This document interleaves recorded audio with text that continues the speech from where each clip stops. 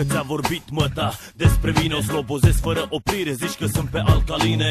Am nevoie de un microfon și de o curvă ca tine, să mă inspire și scând fără oprire până mâine. Ești o curvă în stat, tot vrei bani de la mine, îți doresc să-ți iei de ei lumânări și pastile. Te aștept în poarta ta, cu flori de nu mă uita, da, da. Să-ți duci pula pe ziua ta. Ești un cabor gras, trăiești periculos, fără cartuși pe